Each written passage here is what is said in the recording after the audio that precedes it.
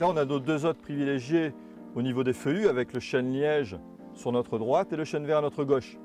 Si on regarde à première vue le tronc, je dirais qu'il est quasiment impossible de se tromper puisque l'écorce grisâtre et très épaisse du chêne liège est très crevassée et l'écorce du chêne vert, elle, sera plutôt sous forme de petites écailles dans une couleur un petit peu plus terne.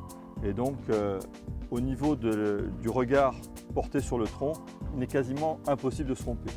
Ce qui ne sera pas le cas lorsqu'on va lever la tête et qu'on regardera que le feuillage.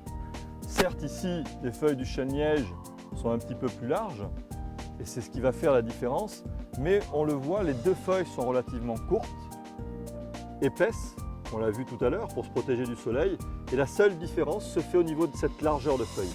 Ici, une feuille plus large, malgré tout, plus arrondie, et ici, sur le chêne vert, une feuille plus allongée, un petit peu comme celle de l'olivier, hein, avec cette partie qui regarde le soleil très verte et la partie blanche dessous. Et on voit bien cette feuille beaucoup plus allongée que ne peut l'être la feuille du chêne liège qui, elle, est beaucoup plus large, beaucoup plus imposante. Comme pendant de nombreuses années, le chêne liège a été exploité pour son écorce, il a plutôt tendance à dominer dans ces zones où l'homme a exploité cet arbre-là. Sinon, l'équilibre est à peu près semblable, chêne vert, chêne liège, on retrouve à peu près le même nombre d'arbres.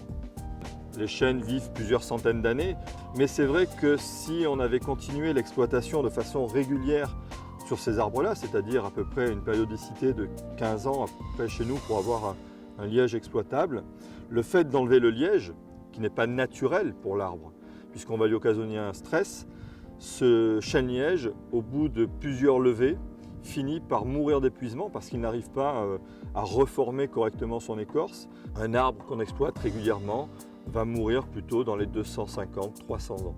Alors que si on le laisse vivre tranquillement, il dépassera allègrement les 4 voire peut-être 500 ans.